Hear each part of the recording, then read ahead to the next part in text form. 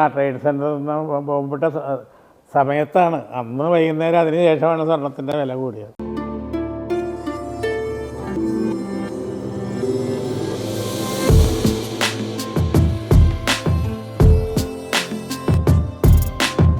ചേട്ടൻ ഫാർമസ്യൂട്ടിക്കലിൽ ഉണ്ടായിരുന്നു, അതിൽ നിന്ന് നേരെ ഓയിൽ ഫീൽഡിലേക്ക് വന്നു, വീണ്ടും തിരിച്ച് ഫാർമസ്യൂട്ടിക്കിലേക്ക് തിരിച്ചെത്തി. ഫാർമസ്യൂട്ടിക്കലിൽ ഞാൻ മൈ ഓൺ ഫാർമസി തുടങ്ങിയല്ലോ. അത് ഏത് വർഷമാണ്? അതാണ് ചേച്ചി നേരത്തെ പറഞ്ഞത് 1978. 1978 ഫസ്റ്റ് ഫാർമസ്യൂട്ടിക്കൽ തുടങ്ങി. അപ്പം ചേട്ടന് എപ്പോഴായിരുന്നു വിവാഹം കഴിച്ചത്? 77 വിവാഹം കഴിച്ചു. എന്നിട്ട് ചേച്ചി നേരെ ഇങ്ങോട്ട് കൊണ്ടുവന്നു.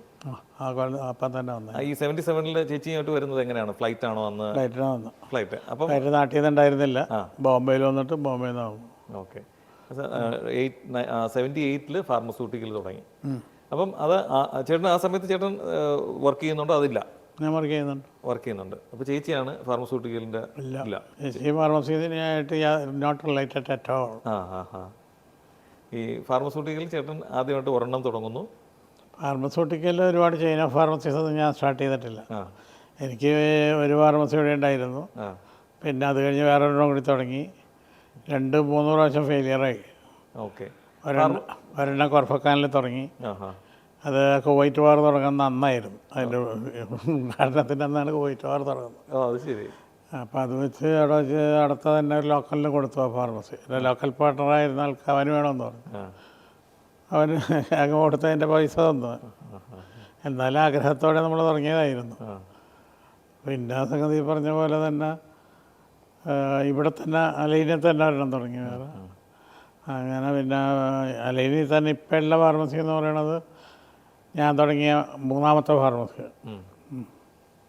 അതിൽ നിന്ന് ഈ ഫാർമസിയിൽ നിന്ന് എങ്ങനെയാണ് ഒരു ഗോൾഡിലേക്ക് ഇത് ട്വിസ്റ്റ് ആവുന്നത്? ഗോൾഡിലേക്ക് വരുന്നതെന്ന് വെച്ച് കഴിഞ്ഞാൽ അന്ന് ഈ ഫാർമസിയിൽ നിന്ന് പ്രോപ്പറായിട്ട് നല്ല ഇൻകം ഉണ്ടായിരുന്നു. നമ്മൾ എന്ന് വെച്ചാൽ ഇന്നത്തെ പോലെ ഈ ഡോക്ടേഴ്സിൻ്റേതായിട്ടുള്ള അതിപ്രസര സംഗതി അങ്ങനെ ഇവിടെ കുറേ ഡോക്ടർമാരൊന്നും ഇത് ചെയ്യുന്നുണ്ടായിരുന്നില്ല. ഇവിടുത്തെ ലോക്കൽ ആളുകൾ വന്ന് നമ്മുടെ നാട്ടിലെ പോലെ ഫാർമസികളിൽ പോയി വിവരം പറഞ്ഞ് അവിടെ നിൽക്കുന്ന ആളോട് മരുന്ന് മേടിക്കുന്ന സമ്പ്രദായമാണ് ഇവിടെ ഉണ്ടായിരുന്നത്. നമ്മളെയും ഈ പറഞ്ഞ ദക്തൂർ എന്നേ അവർ അഭിസംബോധന ചെയ്യുള്ളൂ. നമ്മൾ മരുന്ന് കൊടുക്കുന്ന ആളാണ്, അപ്പം നമ്മൾ ഡോക്ടറാണ് അവരുടെ. അപ്പം അങ്ങനെ ഇവിടെ നിന്ന് കഴിഞ്ഞ് ഇവിടുത്തെ ഭാഷ പഠിച്ചു. അപ്പോൾ അങ്ങനെ ഇത് ചെയ്ത് കഴിഞ്ഞപ്പോൾ സംഗതി തോന്നി എന്തെങ്കിലും വേറൊരു ബിസിനസ്, ഈ ഫാർമസി ബിസിനസ്സും മറ്റ് സൂപ്പർ മാർക്കറ്റ് ബിസിനസ്സുമായിട്ടൊരു മാറ്റമുണ്ട്. ഈ ഫാർമസി ബിസിനസ് നടത്തണമെങ്കിൽ അറിയുന്ന ഒരാൾ ഫാർമസിയിലുണ്ടെങ്കിൽ മാത്രമേ ഫാർമസി കച്ചവടം നടത്തുള്ളൂ. തീർച്ചയായിട്ടും. സൂപ്പർ മാർക്കറ്റിലെ എല്ലാ സാധനങ്ങളും വരുത്തി എന്നത് അവിടെ നിരത്തി വെച്ചിട്ടുണ്ടെങ്കിൽ ഒന്ന് എടുത്തിട്ട് പോകാം. ഒരു ഫാർമസിയിൽ പോയിട്ട് നിങ്ങൾക്ക് ഒരു സാധനം എടുത്തിട്ട് പോകാൻ പറ്റില്ല. അപ്പോൾ എന്താ വെച്ച് കഴിഞ്ഞാൽ നമ്മളുടെ ഫുൾ ടൈം പ്രസൻറ്റേഷൻ അല്ലെങ്കിൽ ഈ പറഞ്ഞ പോലെ തന്നെ അവിടെ പ്രസൻ്റ് ആണെങ്കിൽ മാത്രം നമുക്ക് നമ്മുടെ ബിസിനസ് ഡെവലപ്പ് ചെയ്യാൻ പറ്റുള്ളൂ. അങ്ങനെ അവിടെ കുറേ നാൾ സ്ട്രക്കായി അവിടെ നിന്നു. ഞാൻ പറഞ്ഞില്ലേ ജനിറ്റി ഇതിൻ്റെ വെക്കേഷന് മാത്രം പോകാൻ പറ്റിയ സംഗതി 5-8 പേര് ഉണ്ടെങ്കിലും നമ്മുടെ പ്രസ്ഥാനം നമ്മൾ നോക്കണ്ടേ. തീർച്ചയായിട്ടും. അപ്പോൾ അവിടെ തന്നെ നിന്നു. അതിന് ശേഷമാണ് വേറെ ഫീൽഡിലേക്ക് പോകണമെന്ന് തോന്നിയത്. പിന്നെ ഗോൾഡ് എടുത്തതാന്ന് വെച്ച് കഴിഞ്ഞാൽ ഗോൾഡ് ഇസ് എ സെക്യൂർഡ് മെറ്റലാണ്. അന്ന് ഇന്നത്തെ പോലെയല്ല. ഇന്ന് ഈ പറഞ്ഞ പോലെ തന്നെ ഞാൻ ഇത് തുടങ്ങുന്ന സമയത്ത് 1 ഗ്രാം ഗോൾഡിന് 43 രൂപയായിരുന്നു. ഫാർമസ്യൂട്ടിക്കൽ പ്രസ്ഥാനത്തിൻ്റെ ഇടയ്ക്ക് ഞാൻ എൻ്റേതായിട്ടുള്ള ഒരു മെഡിക്കൽ സെൻറ്റർ കൂടി തുടങ്ങി. മെഡിക്കൽ സെൻറ്റർ വിത്ത് പറഞ്ഞ പോലെ 3 ഡോക്ടേഴ്സ്, വലിയ ഒരു പറഞ്ഞ പോലെ തന്നെ. അതെന്തായിരുന്നു അതിൻ്റെ പേര്? അതിൻ്റെ പേരെല്ലാം ഇത് തന്നെ, എല്ലാം സാർ തന്നെയാണ്. അൽ നസർ എന്നുള്ള ഒരു പേര് എന്ന് വെച്ച് കഴിഞ്ഞാൽ ആ കാലഘട്ടത്തിൽ ഇവിടെ തുടങ്ങുന്ന എല്ലാ പ്രസ്ഥാനത്തിനും അറബിക് നെയിം ഉപയോഗിക്കണം ഉണ്ടായിരുന്നു. അൽ നസർ എന്ന് പറഞ്ഞു കഴിഞ്ഞാൽ നാസർ അബ്ദുള്ള അല്ല. അൽ നസർ എന്ന് പറഞ്ഞു കഴിഞ്ഞാൽ വിക്ടറി. വിക്ടറി എന്നുള്ള അർത്ഥം. അൽ നാസർ ലിഷർലാൻഡ് വിക്ടറി ആണെന്നാണ് അതിൻ്റെ അർത്ഥം. NASSER അല്ല, NASR ആണ് ഇംഗ്ലീഷ് എഴുതുന്നത്. അപ്പം അത് അവിടെ ഞാൻ മിനിസ്റ്റർ ഓഫ് ഹെൽത്തിൽ ചെന്ന് കഴിഞ്ഞപ്പോൾ ഞാനിങ്ങനെ പറഞ്ഞു കഴിഞ്ഞപ്പോൾ അവർ പറഞ്ഞ പേരാണ്. ഞാനാദ്യം സംഗതി നമ്മുടെ എന്തെങ്കിലും കേരളയിട്ട് പേര് എഴുതണമെന്നായിരുന്നു ആദ്യം. അതിനു മുമ്പ് ഞാൻ ഒരു ഫാർമസിയോടെ തുടങ്ങിയത് അൽ അറബ് ഫാർമസി. അതിനുള്ള കാരണം ഇപ്പോൾ ഈ പറഞ്ഞാണ് അറബിക് നെയിം വേണമെന്നുള്ളതാണ്. അപ്പോൾ ഇത് ഇങ്ങനെ കഴിഞ്ഞപ്പോൾ അവർ സജസ്റ്റ് ചെയ്ത ഒരു പേരാണ് അല്ല സർ. ഞാൻ പറഞ്ഞ് പബ്ലിക് ഫാർമസി എന്ന് മതി എന്ന് പറഞ്ഞു എനിക്ക്. അപ്പം പബ്ലിക് ഫാർമസി ഇംഗ്ലീഷ് നെയിമാണ്, തരാൻ പറ്റില്ല, നിനക്ക് വേണമെങ്കിൽ അങ്ങനെ പറഞ്ഞു ഇങ്ങനെ ഒരു ഇത്. ഞാൻ അത് മതി. അങ്ങനെ തുടങ്ങിയതാണ് ഈ ഫാർമസിയുടെ പേര്. പിന്നെ തുടങ്ങിയതിനൊക്കെ അൽനാസർ തന്നെ വെച്ചു. അൽനാസർ അല്ല, അൽനസർ. ഓക്കെ. അതിൽ നിന്ന് പിന്നെ നമ്മൾ ക്ലിനിക്കിലേക്ക് വരുന്നു. ക്ലിനിക്കിലേക്ക് വന്നിട്ട് പരാജയപ്പെട്ടു. അന്ന് ഞാൻ പരാജയപ്പെട്ടു. ഡോക്ടറും ഫാർമസിയും പറഞ്ഞ പോലെ തന്നെ നമ്മുടെ ഫാർമസിയുടെ മുകളിൽ തന്നെ ആയിരുന്നു ഇത്. എങ്കിലും സംഗതി ഇന്നത്തെ പോലെ ഈ ഇൻഷുറൻസ് സമ്പ്രദായം ഒന്നും ഉണ്ടായിരുന്നില്ല. അപ്പോൾ ആശുപത്രി ചെന്ന് കഴിഞ്ഞാൽ മരുന്ന് അവിടെ നിന്നൊക്കെ കിട്ടും. പിന്നെ ഇവിടെയുള്ള ഒരു പ്രത്യേകതയുണ്ട്. എന്താണെന്ന് വെച്ചാൽ ഇന്ന് ഈ ഫാർമസിക്ക് എത്ര അധികം ഇത് വന്നത് ഈ ഇൻഷുറൻസ് വന്നതുകൊണ്ടാണ്. ഇവിടെ ജീവിക്കുന്ന ആളുകളെന്ന് പറയുന്നത് നമ്മുടെ ഒരു വീട്ടിൽ ചെന്ന് കഴിഞ്ഞാൽ കേരളത്തിൽ അറ്റ്ലീസ്റ്റ് ഒരു പേഷ്യൻ്റെങ്കിലും ഉണ്ടാവും. നമ്മുടെ കാരണവന്മാരുണ്ടാവും, അല്ലെങ്കിൽ എന്തെങ്കിലും അസുഖം വന്ന ഒരു ബ്രദറുണ്ടാവും, അല്ലെങ്കിൽ സിസ്റ്റർ ഉണ്ടാവും, അല്ലെങ്കിൽ ഏതെങ്കിലും സംഗതി പറഞ്ഞ പോലെ പാരൻസിൻ്റെ ആരെങ്കിലും ഉണ്ടാവും. അപ്പോൾ അന്ന് അങ്ങനെയുള്ളൊരു ഇതാണ്. അപ്പോൾ നമ്മുടെ ആളുകൾക്ക് ഹോസ്പിറ്റലിനെ എപ്പോഴും ഡിപ്പെൻഡ് ചെയ്യേണ്ടി വരും. ഇവിടെ വരുന്നതെന്ന് പറഞ്ഞാൽ യങ്സ്റ്റേഴ്സാണ് വരുന്നത്. നമ്മളെപ്പോലെ ഞാൻ പറഞ്ഞില്ലേ, ഞാൻ 20 വയസ്സിലാവും. ഇവിടെ വരുന്ന സംഗതി എല്ലാ ചെറുപ്പക്കാരും സംഗതി പറഞ്ഞ പോലെ നമ്മൾ പറയുന്നുണ്ടല്ലോ, 20-30 മടക്കുള്ള ആളും 30 കഴിയുമ്പോൾ സീനിയറായി കഴിഞ്ഞ് അവരെന്തെങ്കിലും സ്വന്തം ബിസിനസ് തുടങ്ങിയിട്ടുണ്ട്. ഇവിടെ നോക്കിയാൽ മതി ആൾ.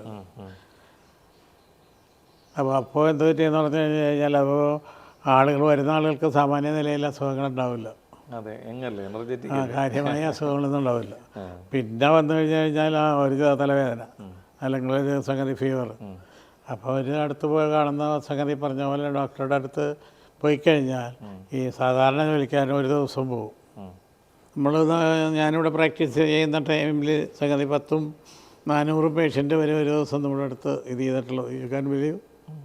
ഫാർമസിയിൽ നമ്മൾ വെറുതെ ബിസിനസ്സല്ല, we are serving the people.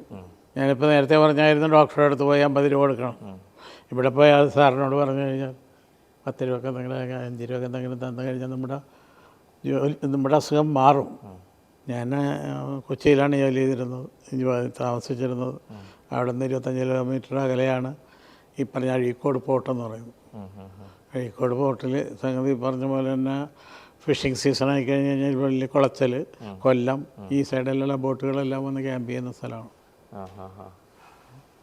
വൈകുന്നേരമായ സമയമായി കഴിഞ്ഞ് കഴിഞ്ഞാൽ നമ്മുടെ ഫാർമസിയിലേക്ക്, ഫാർമസി ചെറിയ ഫാർമസിയാണ്, കൺട്രി ഫാർമസിയാണ്, നമുക്ക് ഈ പറഞ്ഞ 1 മിനിറ്റ് ഇരിക്കാൻ പറ്റില്ല, അത്രയധികം പേഷ്യൻ്റ് നമുക്ക് വരുമായിരുന്നു. ഇപ്പോഴും അല്ല ഇപ്പോഴൊക്കെ എന്ന് വെച്ചാൽ ഇപ്പോൾ മെഡിസിൻസൊക്കെ ഒരുപാട് മാറിയില്ലേ. അന്ന് ഞാൻ ഡിസ്പെൻസിങ് കെമിസ്റ്റാണ് എന്ന് പറയും, കമ്പൗണ്ടർ എന്ന് പറയും പണ്ട്.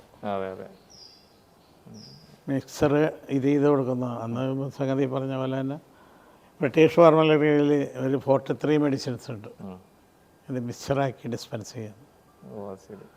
അതാണ് പണ്ട് കാലത്ത് ആ ഉത്സവപ്പികളിൽ സംഗതി നമ്മുടെ സർക്കാർ ആശുപത്രികളിലൊക്കെ കൊടുക്കുന്നുണ്ടായിരുന്നു. ഇന്നിപ്പോൾ അത് ഫാർമലറി ഓഫ് ഇന്ത്യ ഉണ്ട്. മറ്റത് BP എന്ന് പറയുന്നതാണ് ബ്രിട്ടീഷ് ഫാർമലറി ആണ്, ഫാർമാകോപ്പിയാണ്. 4 ജ്വല്ലറി ഉണ്ട്, 4 അലൈനിൽ തന്നെയാണ്. 3 ഇവിടെയാണ്. ഒരെണ്ണം ദുബായ് ഇൻഡസ്ട്രിയൽ സിറ്റിയിലുണ്ട്. ദുബായ് ഇൻഡസ്ട്രിയൽ സിറ്റിയിൽ. അത് ഏത് വർഷമാണ് അത് എഴുതിയേക്കുന്നത്? അതിപ്പോൾ കുറച്ച് നാളേ ഉള്ളൂ, 3 കൊല്ലമായിട്ടും. അത്രയേ ഉള്ളൂ. ഇപ്പം ഈ ഫാർമസിയിൽ നിന്ന് ഗോൾഡിലേക്ക് വരുമ്പോൾ പൊതുവേ ഒരു സേഫ് മെറ്റീരിയലാണ് ഗോൾഡ്. അതിന് ഈ ബിസിനസ്സിലേക്ക് വന്നപ്പോൾ അത് എങ്ങനെയാണ് ചേട്ടനെ വിലയിരുത്തുന്നത്? സേഫ് മെറ്റീരിയൽ എന്ന് പറയുന്നതിൽ വലിയ കാര്യമില്ല. സേഫ് അങ്ങനെ ഭയങ്കര അത് കാണുമ്പോൾ അങ്ങനെ തോന്നുന്നത് മാത്രമേ ഉള്ളൂ. അത് ട്രേഡിലേക്ക് വന്നു കഴിയുമ്പോൾ ഗാംബ്ലിങ്ങും നമ്മളത് ഇതിങ്ങനെ ഒരു മെറ്റലായിട്ട് നമ്മളിവിടെ സേഫിൽ വെച്ചുകൊണ്ടിരിക്കുമ്പോൾ അത് സേഫാണ്. ഇതിലേക്ക് വന്നു കഴിയുമ്പോൾ സംഗതി പറഞ്ഞ പോലെ തന്നെ അത് പല ഭാഗത്തേക്കും വൈറലാവുന്ന പോലെയാണ്, പല ഇതിലേക്ക് പോകുന്നു. പിന്നെ ഇവിടുത്തെ സ്വർണ്ണ ബിസിനസ് എന്ന് പറയുന്നത് സ്വർണം എവരിഡേ പ്രൈസ് ചെയ്തുകൊണ്ടിരിക്കുന്ന ഒരു സാധനം. ഈ പറഞ്ഞ പോലെ തന്നെ കൺസ്യൂമർ പ്രൊഡക്റ്റിൽ ഈ പറഞ്ഞ പോലെ തന്നെ ഇൻ്റർനാഷണൽ മാർക്കറ്റിൽ പ്രകാരം കച്ചവടം നടത്തുന്ന ഒരു സാധനമാണ്. ഞാൻ ബിസിനസ് തുടങ്ങുന്ന സമയത്ത് 43 ദിർഹമായിരുന്നു 1 ഗ്രാം ഗോൾഡിന്. ഇപ്പം 370, 300 വരെ വന്നായിരുന്നു. അതെ. ഞാൻ ഈ 43 തുടങ്ങിയ സാധനം പിന്നെ അത് 27 വരെ താഴേക്ക് വന്നായിരുന്നു. ഇതുണ്ട്, ഡിപ്രീസിയേഷൻ ഉണ്ട്. പക്ഷേ എന്നിട്ട് വീണ്ടും അത് ഫിനിക്സ് പക്ഷേ പോലെ തന്നെയല്ലോ, സ്വർണ്ണം എപ്പോഴും തിരിച്ചു വരുന്നില്ലല്ലോ. തിരിച്ചു വരുന്നത് ട്രേഡ് സെൻറ്ററിൽ നിന്ന് ബോംബിട്ട സമയത്താണ്. അന്ന് വൈകുന്നേരം അതിന് ശേഷമാണ് സ്വർണത്തിൻ്റെ വില കൂടിയത്. ട്രേഡ് സെൻറ്ററിൻ്റെ ആ ഒരു തകർച്ച സ്വർണത്തിൻ്റെ ഒരു ഉയർച്ചയിലേക്ക് പോയി. ഉയർച്ചയല്ലല്ലോ, അതിൽ നഷ്ടപ്പെട്ട എത്രയോ ആളുകളാണ്. ഇതിലെന്ന് വെച്ച് കഴിഞ്ഞാൽ ഇതിനകത്തൊരു ഗാംബ്ലിംഗ് ആണ്. സംഗതി പറഞ്ഞ പോലെ അൺഫിക്സ്ഡ് ഗോൾഡ്.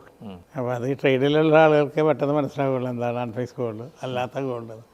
അതായത് നമുക്ക് മാർക്കറ്റിൽ നിന്ന് വേണമെങ്കിൽ സ്വർണം ക്രെഡിറ്റ് കിട്ടും.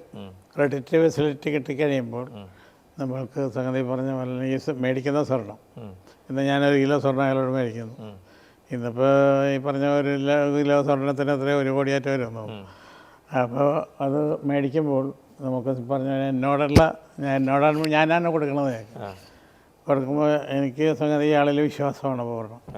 ഞാൻ കടം കൊടുക്കുകയോ അല്ലേ? പക്ഷേ കടം കൊടുത്തു കഴിയുമ്പോൾ കടയിൽ പ്രൈസ് തന്ന് നമുക്ക് വേണമെങ്കിൽ ഇത് ചെയ്യാം, ഇതിൽ വെക്കാം.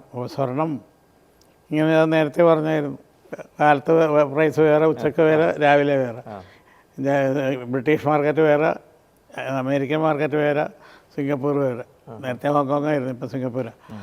അപ്പോൾ ഇവിടെ ഈ മാറുന്നതിനനുസരിച്ച് നമ്മുടെ ട്രേഡിലും മാറ്റം വന്നുകൊണ്ടിരിക്കും.